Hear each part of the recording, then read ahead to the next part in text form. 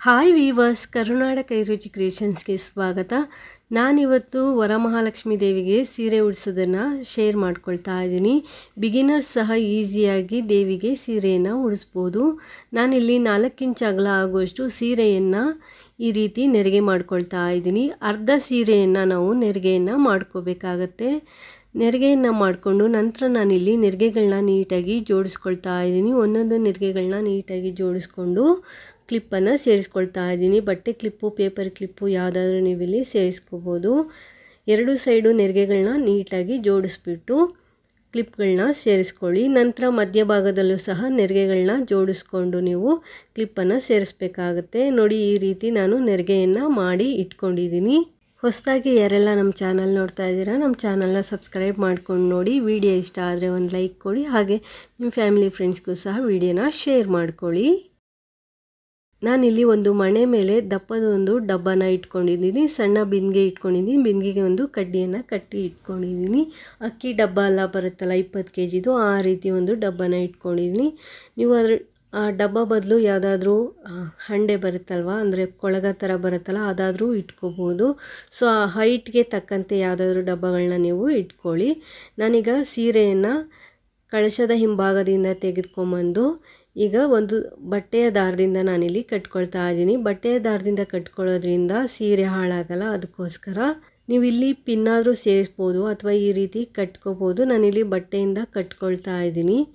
ದಪ್ಪದ safety pin ಬರುತ್ತಲ್ಲ, ಅದನ್ನ ತೆಗೆದುಕೊಂಡು ನೆರಿಗೆಗಳನ್ನೆಲ್ಲ ನೀಟಾಗಿ ಜೋಡಿಸಿ ನೀವಿಲ್ಲಿ ಪಿನ್ನಾದರೂ ಸೇರಿಸ್ಕೋಬೋದು. ಅಥವಾ ಸೂಜಿ ದಾರದಿಂದನೂ ಸಹ ನೀವಲ್ಲಿ ಪೋಣಿಸ್ಬಿಟ್ಟು ನೆರಿಗೆಗಳನ್ನ ಟ್ಯಾಗ್ ಮಾಡ್ಕೋಬೋದು, ಕಟ್ಕೋಬೋದು. ನಾನು ಈ ರೀತಿ ಕಟ್ಕೊಂಡಿದ್ದೀನಿ. ಸೀರೆ ಮೇಲೆ ದಾರ ಬರೋ ರೀತಿ ಮಾಡಿ ಕಟ್ಕೊಂಡಿದ್ದೀನಿ.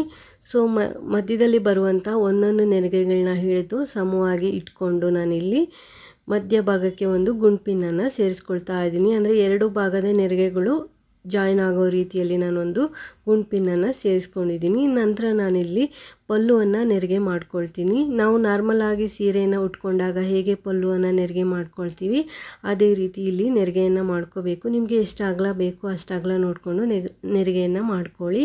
ನಾನು ಇಷ್ಟು ಅಗಲಕ್ಕೆ ನೆರಿಗೆಯನ್ನು ಮಾಡಿಕೊಂಡು ಇದೇ ರೀತಿ ನಾನು ಏನು ಬಿಟ್ಕೊಂಡಿದ್ದೆ, ಅರ್ಧ ಭಾಗ ಸೀರೆ ಅಂದರೆ 2 ಮಾರು ಆಗುವಷ್ಟು ನಾನಿಲ್ಲಿ ಸೀರೆ ಬಿಟ್ಕೊಂಡಿದ್ದೀನಿ. ಅಷ್ಟು ಸೀರೆಯನ್ನು ನಾನಿಲ್ಲಿ ನೆರಿಗೆಯನ್ನು ಮಾಡ್ಕೊಳ್ತಾ ಇದ್ದೀನಿ.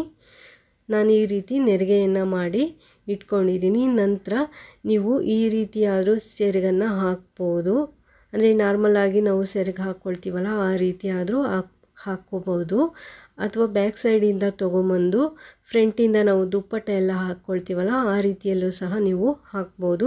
ನಾನು ಬ್ಯಾಕ್ ಸೈಡಿಂದ ತೊಗೊಂಬಂದು ನಾವು ದುಪ್ಪಟ್ಟ ಎಲ್ಲ ಹೇಗೆ ಹಾಕ್ಕೊಳ್ತೀವಿ ಅದೇ ರೀತಿ ಹಾಕಿ ನಂತರ ಇನ್ನೊಂದು ಸ್ಟೆಪ್ಪನ್ನು ಮಾಡ್ತಾ ಇದ್ದೀನಿ. ಆ ಸ್ಟೆಪ್ಪು ನೆಕ್ಸ್ಟ್ ತೋರಿಸ್ತೀನಿ. ಮೊದಲಿಗೆ ನಾವು ನಾರ್ಮಲಾಗಿ ದುಪ್ಪಟ್ಟ ಎಲ್ಲ ಹಾಕ್ತೀವಲ್ಲ, ಅದೇ ರೀತಿ ನಾನಿಲ್ಲಿ ದೇವಿಗೆ ಪಲ್ಲುವನ್ನು ಅಂದರೆ ಸೆರಗನ್ನು ಹಾಕ್ತಾ ಇದ್ದೀನಿ. ವಿ ಶೇಪಲ್ಲಿ ನಾವು ಸೆರಗನ್ನು ಹಾಕಬೇಕಾಗತ್ತೆ. ನಾನಿಲ್ಲಿ ಬ್ಲೌಸ್ ಪೀಸಿಂದ ಬಿಂದಿಗೆಯನ್ನು ಕವರ್ ಮಾಡಿಲ್ಲ, ಅಂದರೆ ಕಳಶನ ಕವರ್ ಮಾಡಿಲ್ಲ. ನೀವು ಬೇಕಾದರೆ ಒಂದು ಬಟ್ಟೆಯಿಂದ ಕವರ್ ಮಾಡ್ಕೋಬೋದು. ನಾನು ಈ ರೀತಿ ಸೀರೆಯಿಂದನೇ ಕವರ್ ಮಾಡ್ತಾ ಇದ್ದೀನಿ. ಅದಕ್ಕೋಸ್ಕರ ನಾನಿಲ್ಲಿ ಬ್ಲೌಸ್ ಪೀಸನ್ನು ಉಪಯೋಗಿಸಿಲ್ಲ. ಈಗ ನಂತರ ನಾನಿಲ್ಲಿ ಈ ರೀತಿ ಹಾಕಿ ವಿ ಶೇಪ್ ಬರೋ ರೀತಿ ನೀಟಾಗಿ ಹಾಕ್ಕೊಂಡು ನಂತರ ನಾನೇನು ಕ್ಲಿಪ್ ಹಾಕಿದ್ದೆ, ನೆರಿಗೆ ಮಾಡಿ ಇಟ್ಕೊಂಡಿದ್ನಲ್ಲ, ಆ ನೆರಿಗೆಯಲ್ಲಿರುವಂಥ ಕ್ಲಿಪ್ಪನ್ನು ತೆಗೆದುಬಿಟ್ಟು ನೆರಿಗೆಯನ್ನು ಸ್ಪ್ರೆಡ್ ಮಾಡ್ಕೊಳ್ತಾ ಇದ್ದೀನಿ. ನಿಮಗೆ ಯಾವ ರೀತಿ ಸ್ಪ್ರೆಡ್ ಮಾಡ್ಕೋಬೇಕು ಅನಿಸುತ್ತೆ ಆ ರೀತಿ ನೆರಿಗೆಗಳನ್ನ ಸ್ಪ್ರೆಡ್ ಮಾಡ್ಕೊಳ್ಳಿ. ತುಂಬ ಅಗಲವಾಗಿ ಆದರೂ ಸ್ಪ್ರೆಡ್ ಮಾಡ್ಕೋಬೋದು. ಹತ್ತತ್ರಕ್ಕೆ ನೀವು ನೆರಿಗೆಗಳನ್ನ ಸ್ಪ್ರೆಡ್ ಮಾಡ್ಕೋಬೋದು. ಅಂದರೆ ದೇವಿ ನಿಂತಿರೋ ರೀತಿ ಕಾಣಿಸ್ಬೇಕು ಅಂದರೆ ಹತ್ತತ್ರಕ್ಕೆ ನೆರಿಗೆಗಳನ್ನ ಸ್ಪ್ರೆಡ್ ಮಾಡ್ಕೊಳ್ಳಿ. ನೆರಿಗೆಗಳನ್ನ ಸ್ಪ್ರೆಡ್ ಮಾಡಿಕೊಂಡು ನಂತರ ನೀವು ಸರಿ ಮಾಡ್ಕೋಬೋದು. ಈಗ ಒಂದು ಸ್ವಲ್ಪ ನೆರಿಗೆಗಳನ್ನ ಸ್ಪ್ರೆಡ್ ಮಾಡಿಕೊಂಡು ಒಂದು ದಾರದಿಂದ ನಾನಿಲ್ಲಿ ಕಟ್ಕೊಳ್ತಾ ಇದ್ದೀನಿ. ಸೊಂಟದ ಶೇಪು ಬರೋ ರೀತಿಯಲ್ಲಿ ಒಂದು ದಾರದಿಂದ ಕಟ್ಕೊಳ್ಳಿ. ನಂತರ ನೀವಲ್ಲಿ ಏನು ಎತ್ಕೊಂಡಂಗಿದೆ ಅವನ್ನೆಲ್ಲ ನೀವು ಸರಿ ಮಾಡ್ಕೋಬಹುದು. ಮೊದಲಿಗೆ ಒಂದು ದಾರದಿಂದ ಕಟ್ಕೊಂಡು ಒಂದು ಶೇಪನ್ನು ಕೊಟ್ಕೊಳ್ಳಿ. ಹೊಸದಾಗಿ ಯಾರೆಲ್ಲ ನಮ್ಮ ಚಾನಲ್ ನೋಡ್ತಾ ಇದ್ದೀರಾ, ನಮ್ಮ ಚಾನಲ್ನ ಸಬ್ಸ್ಕ್ರೈಬ್ ಮಾಡ್ಕೊಂಡು ನೋಡಿ. ನಂತರ ಬ್ಯಾಕ್ ಸೈಡಿಂದ ಎತ್ಕೊಂಡಿರೋವಂಥದ್ದು ಹೇಳಿದ್ರೆ ಅದು ಕೆಳಗಡೆ ಹೋಗುತ್ತೆ. ನಂತರ ಇಲ್ಲಿ ಗುಂಡ್ಪಿನ್ನನ್ನು ರಿಮೂವ್ ಮಾಡಿಬಿಟ್ಟು ನಾನಲ್ಲಿ ನಾವು ದೇವಿಗೆ ಏನು ಪಲ್ಲು ಹಾಕಿದ್ರೆ ಸೆರಗು ಹಾಕಿರ್ತೀವಿ ಆ ಸೆರಗನ್ನು ಸರಿ ಮಾಡ್ಕೊಳ್ತಾ ಇದ್ದೀನಿ. ಹಾಗೆ ಕೆಳಗಡೆನೂ ಸಹ ನೆರಿಗೆಗಳನ್ನ ಸರಿ ಮಾಡ್ಕೊಳ್ತಾ ಇದ್ದೀನಿ. ನೀವು ಬೇಕು ಅಂದರೆ ಸ್ವಲ್ಪ ನ್ಯೂಸ್ ಪೇಪರನ್ನು ಡಬ್ಬದ ಕೆಳಭಾಗದಲ್ಲಿ ಇಟ್ಟರೆ ನೆರಿಗೆಗಳು ಎತ್ಕೊಂಡಂಗೆ ಕಾಣಿಸುತ್ತೆ. ನಾನಿಲ್ಲಿ ಏನು ನ್ಯೂಸ್ ಪೇಪರನ್ನು ಇಟ್ಟಿಲ್ಲ, ಹಾಗೆ ನೆರಿಗೆಗಳನ್ನ ಸರಿ ಮಾಡ್ಕೊಂಡಿದ್ದೀನಿ. ಈಗ ನಾವು ದೇವಿಗೆ ವಿ ಶೇಪಲ್ಲಿ ಹಾಕಿರ್ತೀವಲ್ಲ ಸೆರಗನ್ನು, ಆ ಸೆರಗನ್ನ 2 ತುದಿಗಳನ್ನ ತೆಗೆದುಕೊಂಡು ಒಂದು ಗುಂಪಿನನ್ನು ಸೇರಿಸಿ ಅಲ್ಲಿ ಏನು ಬಿಂದಿಗೆ ಕಾಣಿಸ್ತಾ ಇದೆ ಕಳಶ, ಅದು ಕಾಣಿಸ್ದೇ ಇರೋ ರೀತಿ ನೀವು ಒಂದು ಗುಂಪಿನಿಂದ 2 ಕಡೆ ನೆರಿಗೆಗಳನ್ನ ತೆಗೆದುಕೊಂಡು ಸೆಕ್ಯೂರ್ ಮಾಡ್ಕೊಳ್ಳಿ. ನಂತರ ನಾನಿಲ್ಲಿ ಎಕ್ಸ್ಟ್ರಾ ಉಳಿದಿರುವಂತಹ ಪಲ್ಲು ಏನಿದೆ ಅಂದರೆ ಸೆರಗು ಭಾಗ ಏನಿದೆ ಅದನ್ನ ನಾನು ಮುಂದಕ್ಕೆ ತೊಗೊಂಬಂದು ಸ್ಟೆಪ್ ಬೈ ಸ್ಟೆಪ್ ಥರ ಮಾಡಿಕೊಂಡು ನಾನಿಲ್ಲಿ ಸೈಡ್ ಭಾಗಕ್ಕೆ ಬರೋ ರೀತಿ ಹಾಕ್ತಾ ಇದ್ದೀನಿ. ಅಲ್ಲೊಂದು ಗುಂಪಿನಿಂದ ಅಥವಾ ಬಟ್ಟೆ ಪಿನ್ನಿಂದ ನೀವು ಅಲ್ಲಿ ಸೆಕ್ಯೂರ್ ಮಾಡ್ಕೊಳ್ಳಿ. ಸೊ ದೇವಿಯ ಭುಜದ ಮೇಲೆ ನೀಟಾಗಿ ಅಲ್ಲಿ ಬರೋ ರೀತಿ ಕೂರಿಸ್ಬಿಟ್ಟು ನಂತರ ತುದಿಯಲ್ಲಿರುವಂತಹ ಗುಂಪಿನನ್ನು ರಿಮೂವ್ ಮಾಡಿ ನೆರಿಗೆಗಳನ್ನ ಸ್ಪ್ರೆಡ್ ಮಾಡ್ಕೊಳ್ಳಿ. ಹತ್ತತ್ರಕ್ಕೆ ನೀವು ಇಲ್ಲಿ ನೆರಿಗೆಗಳನ್ನ ಸ್ಪ್ರೆಡ್ ಮಾಡ್ಕೋಬೇಕು. ಹತ್ತತ್ರಕ್ಕೆ ನೆರಿಗೆಗಳನ್ನ ನಾವಿಲ್ಲಿ ಸ್ಪ್ರೆಡ್ ಮಾಡ್ಕೋಬೇಕಾಗುತ್ತೆ. ನಂತರ ನಾವಲ್ಲಿ ವಿ ಶೇಪಲ್ಲಿ ಸೆರಗನ್ನು ಹಾಕಿರ್ತೀವಲ್ಲ, ಆ ವಿ ಶೇಪನ್ನು ಕವರ್ ಮಾಡಬೇಕಾಗತ್ತೆ. ಮೇಲ್ಗಡೆ ನಾವೇನು ಪಲ್ಲು ಅಂದರೆ ಸೆರಗನ್ನು ಹಾಕಿರ್ತೀವಿ ಅದರಿಂದ ನಾವು ಕವರ್ ಮಾಡಿ ನಂತರ ಸೆರಗನ್ನು ಒಂದು ಅರ್ಧ ಇಂಚ್ ಅಗಲ ಆಗುವಷ್ಟು ಗ್ಯಾಪ್ ಕೊಟ್ಟು ನೆರಿಗೆಗಳನ್ನ ಸ್ಪ್ರೆಡ್ ಮಾಡಿ ಒಂದು ದಾರದಿಂದ ಕಟ್ಕೊಳ್ಳಿ. ಆಗ ನಾವು ಯಾವ ರೀತಿ ಉಡಿಸಿದ್ದೀವಿ ಅನ್ನೋದು ಅವ್ರಿಗೆ ಗೊತ್ತಾಗಲ್ಲ. ನಾವು ಫ್ರಂಟಿಂದ ತೊಗೊಬಂದು ನಂತರ ದೇವಿಯ ಭುಜದ ಮೇಲಿಂದ ತೊಗೊಬಂದು ಮುಂಭಾಗಕ್ಕೆ ಸೆರಗು ಹಾಕಿರೋ ರೀತಿ ಕಾಣಿಸುತ್ತೆ.